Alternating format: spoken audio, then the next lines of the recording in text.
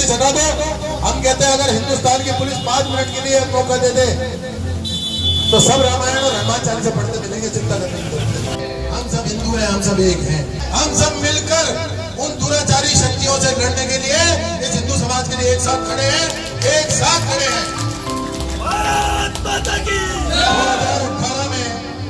2018 में कहती है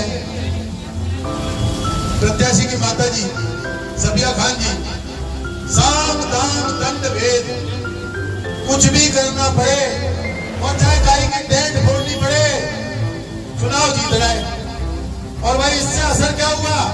इससे असर यह हुआ कि उनके समाज के लोग वो तो टेंट फोड़ने के लिए तैयार हुए और हमारे लोग टेंट फूटने के डर से उन्होंने कम वोट डाला और उसका कारण यह हुआ कि वो टेंट फोड़ने का आह्वान करने वाली महिला वो चुनाव जीत के चली गई।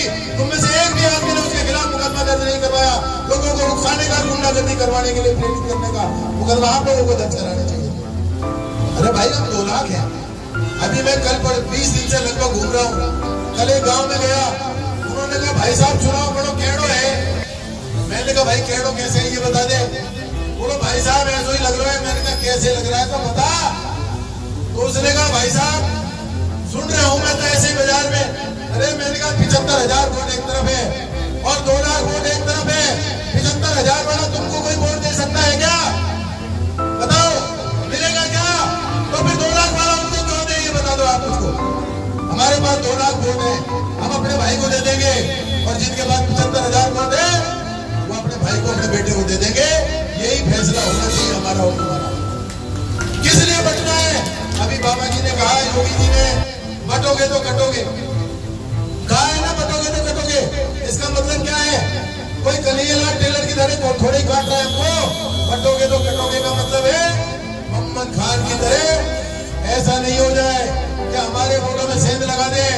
वो जो समझौतावादी मशीनें घूमती है ना बीच बीच में, अरे ये तो नहीं पका रहा है, ये तो खराब कर रहा है। कहा हुए हिंदू मुसलमान, अरे नहीं होता तो तुम धर्म कर्म से लेके देखो सुखवंत सिंह को वोट एक भी नहीं मिलेगा।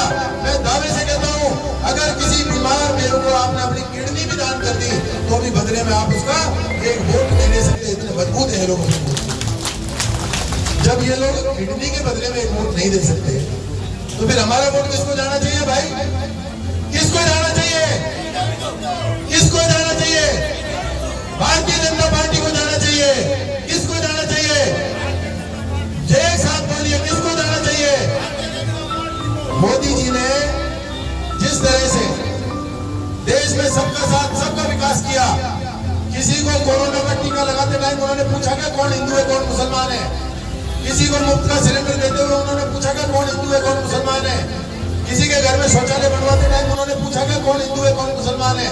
लेकिन इतनी गंभीर तरीके से अगर वोट का वर्गीकरण इन्होंने किया है और आरोप हम पर लगाते हैं कि हमने सांप्रदायिक रंग फैलाया है। पूजा छाबड़ा जी हमारे बीच में बैठी है। बहन जी आपको हम बता दें, यहाँ अगर सांप्रदायिकता का रंग फैला है तो 1985 से बढ़िया खासे फैला। उसके बाद जुबेर खान ने फैलाया। ज्ञान देव जी तो 1993 में आए थे। तब तक तो इस जमीन को हिंदू और मुसलमान के झंडों से इन दोनों लोगों ने काट के रख दिया था, बढ़िया खाने और जुबेर खान। हमको तो इन्होंने रास्ता दिखाया है कि भाईचारा नहीं चलेगा। भाईचारे की तो इनकी बकरी खा गई, इनके भाइयों के चारे को।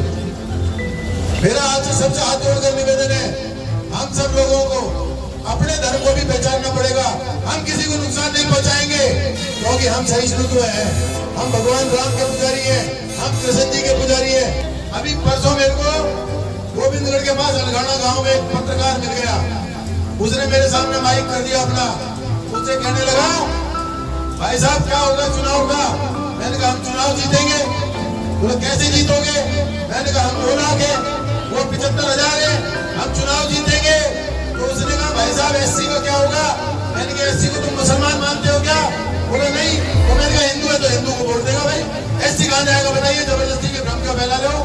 मेरा ये कहना है हम एससी के लोग हैं, हम एसटी के लोग हैं, हम बनिए हैं, हम पुजारती हैं, हम पंजाबी हैं, हम सरदार हैं, हम जाट हैं, हम गुजर हैं, हम यादव हैं, हम माली हैं, जो भी है हम सब एक हैं। हम सब हिंदू हैं, हम सब एक हैं और एक जगह वोट डालेंगे। अब की बार बटेंगे नहीं और अगर बटेंगे नहीं तो कटेंगे नहीं। मेरा ये मानना है बटेंगे तो कटेंगे। भारत